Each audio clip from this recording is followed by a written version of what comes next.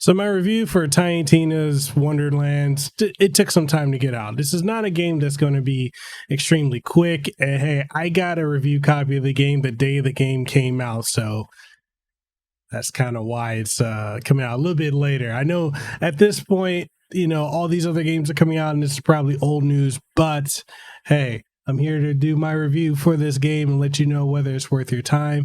And for those of you who don't want to sit through the review, let me go ahead and just tell you this up front.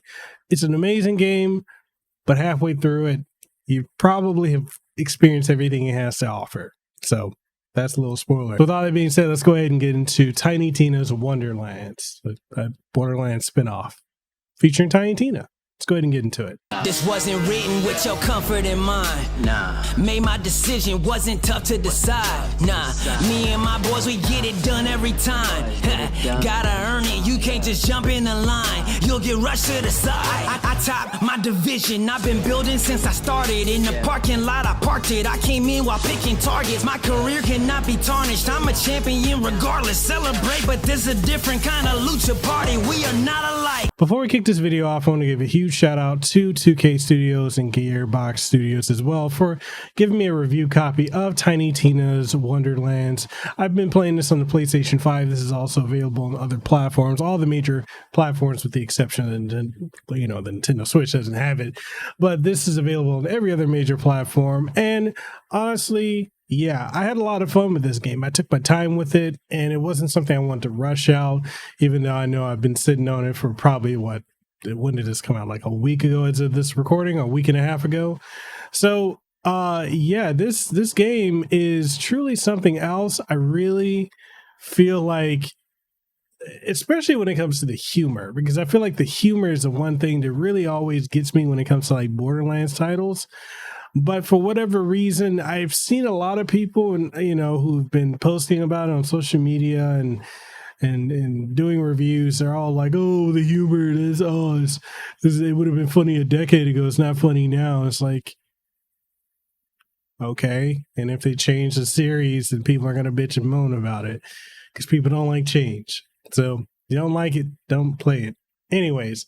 All that being said, we're going to dive into the review and give you guys my thoughts and impressions and so much more. If you want to pick up a copy of the game, a link for it will be down in the description below, as well as if you really want to support the channel, make sure you sub.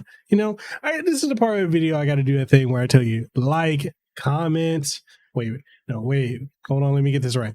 Like, comment, share, subscribe, because honestly, that's what YouTube cares about. So if you don't mind doing me that solid, I'd appreciate it.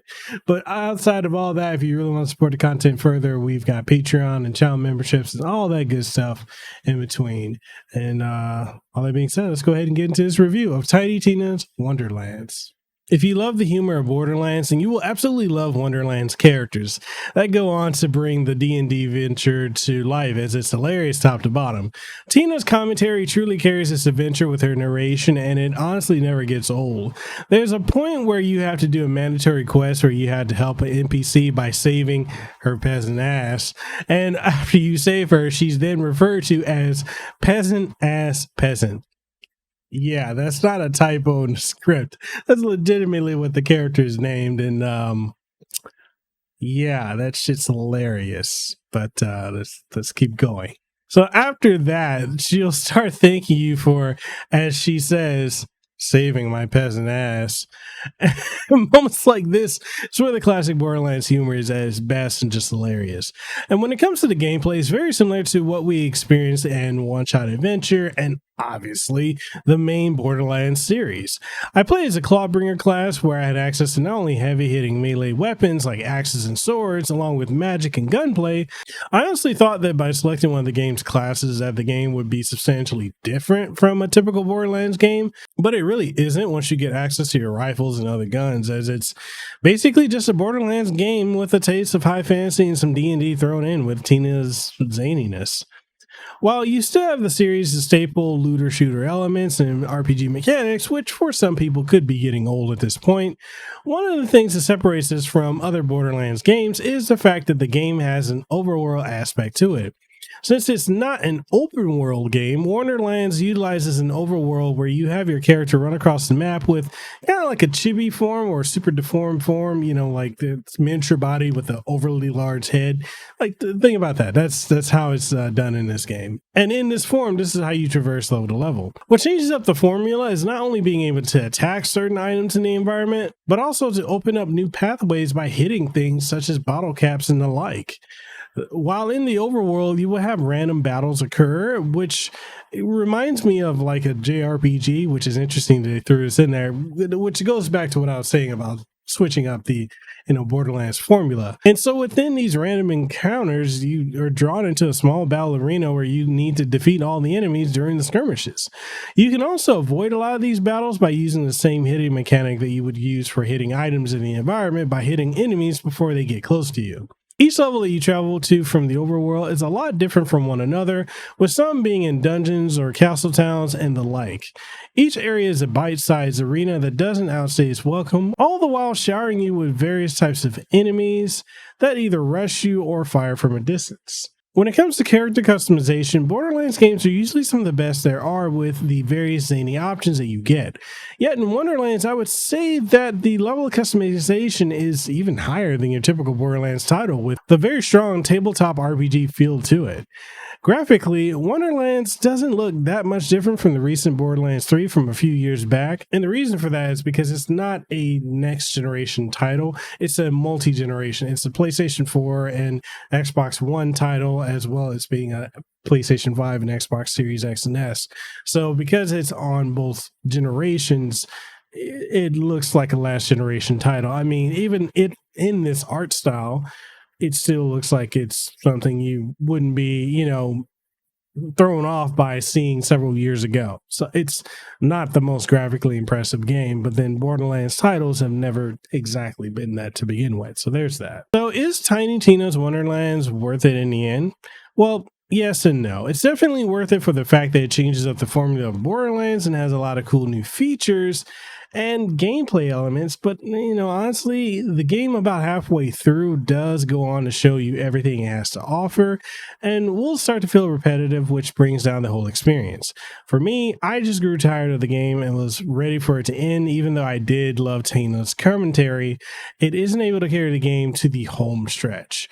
All that being said, though, the game is still a great experience, just maybe not at the full asking price, so I recommend waiting for a sale and then diving in unless you're a diehard, Borderlands fan. And that's it. That's the review for Tiny Tina's Wonderlands. What else can I say? I mean, it's a great game, but it's still at its heart and core a Borderlands title. So if you enjoy one-shot adventure, you kind of have an idea of what to expect going into this one. And if you didn't play that, well, if you played Borderlands, then you know what to expect. Or if you played a looter shooter, that's what you're getting yourself into. Is it worth the full price of admission? My personal thoughts, no, I don't think it is, because it's not straying too far away from the formula of Borderlands.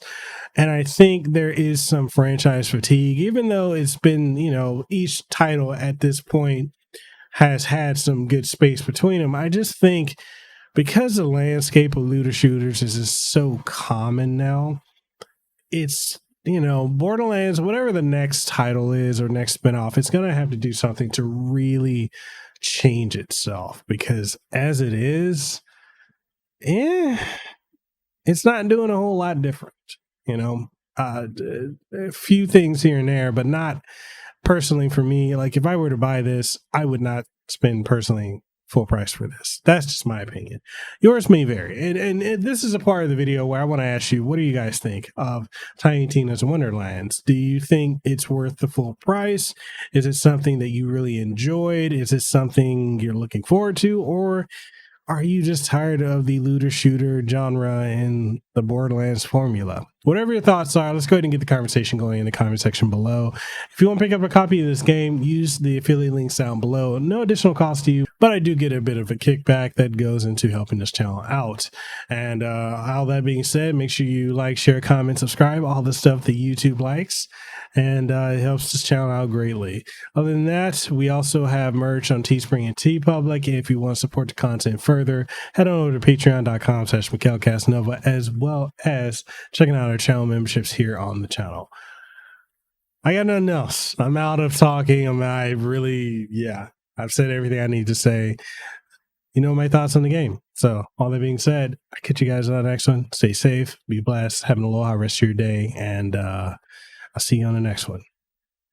Peace. Mahalo for making it to the end of the video, and if you found anything of importance or substance that you gained from watching this, make sure you leave a comment down in the comment section below. If you haven't already, make sure you sub to the channel and ding the notification bell. That way you stay up to date on all the content that you get from my channel, from podcasts, streams, reviews, impressions, reactions, and so much more. If you want to support what we do have channel memberships, we've got Patreon, we've got Subscribe Star, as well as coffee, which I would love to be drinking some coffee right now, which I am. That's some good coffee. But anyway, we got all of that, and we also have merch on Teespring and TeePublic, so make sure you go check that out. And all that being said, I just hope to see you in the next video that I put out. So hey, see you around.